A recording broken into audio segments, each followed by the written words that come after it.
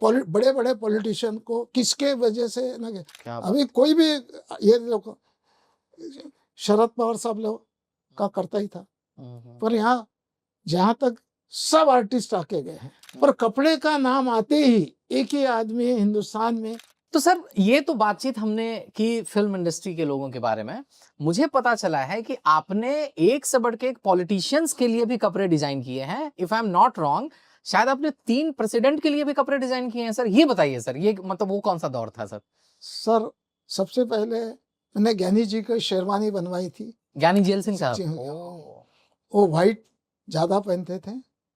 फिर मुझे चांस मिला प्रणब मुखर्जी साहब का, वो जो फाइनेंस मिनिस्टर थे तब फारूक अब्दुल्ला साहब और अपने शरद पवार साहब ने उनसे मेरी पहचान करवाई थी। उनको पूछा गया था कि ये सूट किसने सिला, तो फारूक अब्दुल्ला ने बोला महादेवन, तो शरद पवार साहब ने बोला था माधव।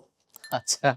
तो उन्होंने मुझे बुलाया, तो कपड़ा मैंने उनका बनाना शुरू किया। मेरे पास बहुत बड़े बड़े पॉलिटिशियन को किसके वजह से ना, जैसे साल्वे का के वजह से मुझे माधवराव सिंधिया मिले। अच्छा। तो जैसे बाला साहब ठाकरे भी किसी के तरफ से आए मेरे पास।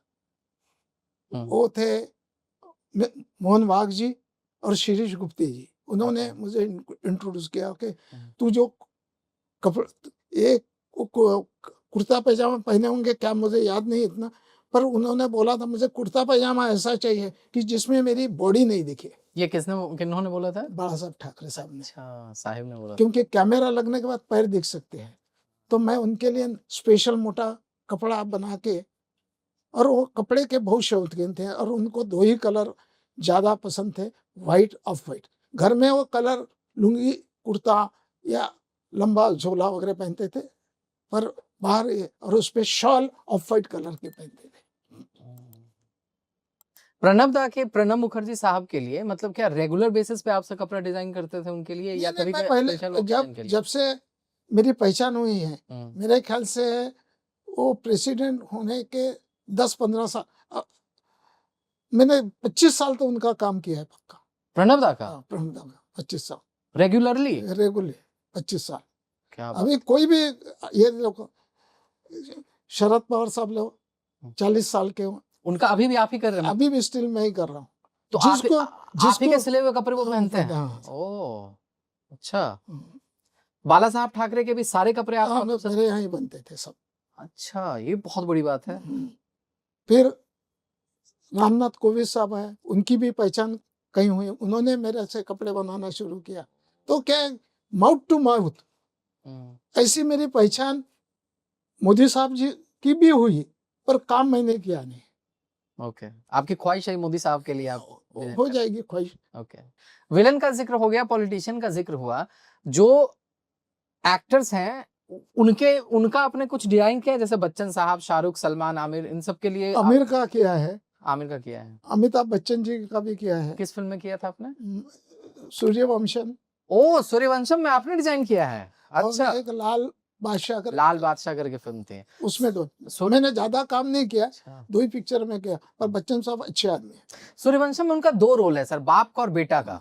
दोनों आपने किया उनका लोग? दोनों में भी किया, और भी किसी ने किया होगा, पर मैंने दोनों में भी किया। और हर एक्टर का बोलने का स्टाइल अलग होता। देव साहब पीछे से आते, कुछ मोटा कपड़ा है माधव, कुछ मोटा कपड़ा है, तो वो पीछे से क्यों आते थे? वो उनको अपना पीछे से आना पसंद था, वो सामने से नहीं। बाकी मैक्सिमम एक्टर सामने से आते थे। और मतलब यहीं पर देव साहब भी आते थे, जहां भी हम लोग बैठे हुए। हाँ, देव साहब वहाँ वो जो चेयर है वहां खड़े रहते थे, और कपड़ा दिखाओ, जल्दी दिखाओ, जल्दी दिखाओ। क्या बात, क्या बात। तो यहाँ पे वो एनर्जी मौजूद है जहाँ पे। और यहाँ अजीत साहब बैठते थे। अजीत साहब उधर कॉर्नर पे अमजद भाई बैठते थे, सबका अपना अपना बैठने का। अमजद भाई के लिए मैंने वो देखो एक स्टूल बना के रखा है, वहाँ जो कपड़े रखे।